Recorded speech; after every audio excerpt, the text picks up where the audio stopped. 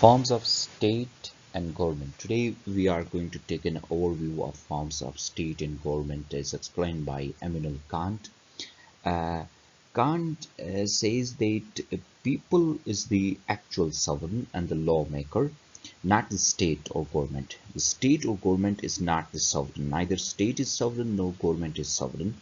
The actual sovereignty belongs to people, and the actual lawmakers are the people. The general will is the source of law. Since the people are the actual sovereign, they are the source of law. So we can say that the general will is actual source of law, or the public opinion is actual source of law. And the adoption of a constitution is an act of general will through which people set up a state or a government. According to Kant, there are three forms of state: autocracy, aristocracy, and democracy.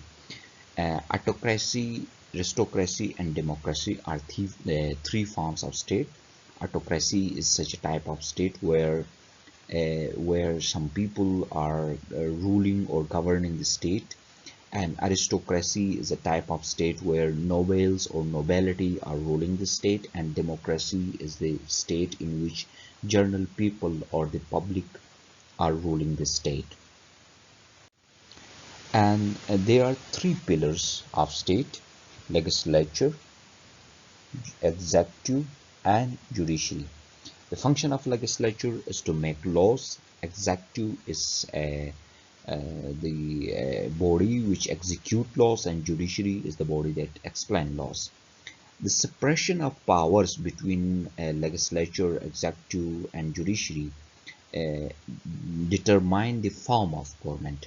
If the powers are separated, if the powers of legislature, executive, and judiciary are separated, then such type of form or such a form of government is called republican.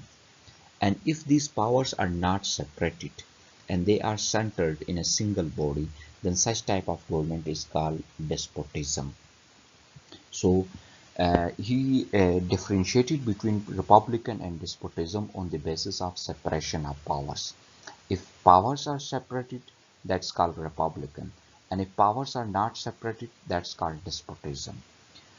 The government which is not representative is not rational. That is, only rational or only representative government is rational, otherwise the government is not rational.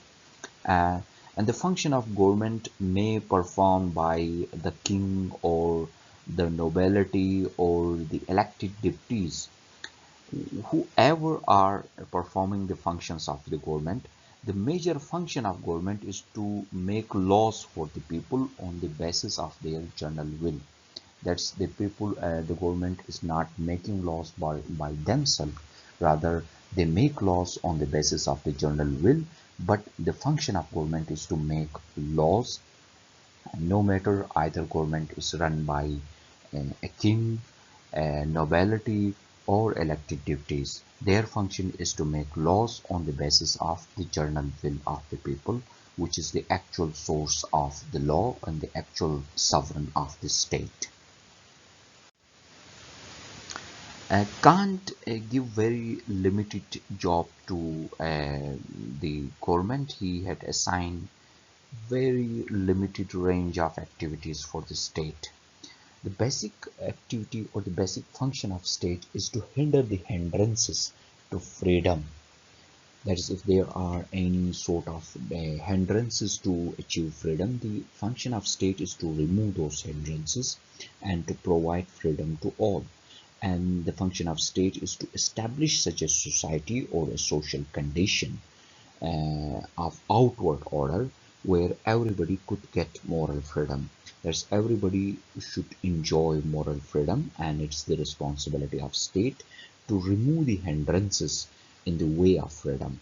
The freedom doesn't come from the state, or the state is not the provider of the freedom.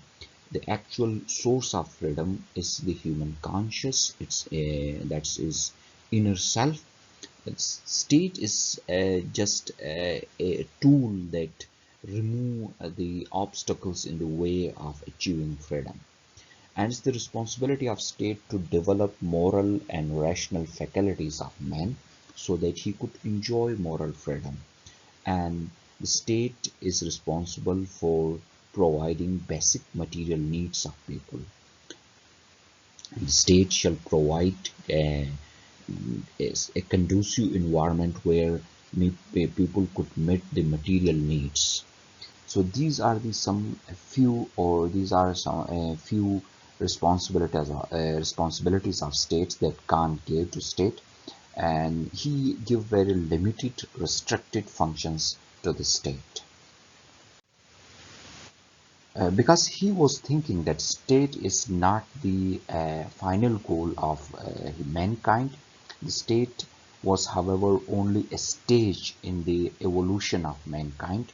The final goal of mankind is the Federal League of Nations, that is a world government, a world state.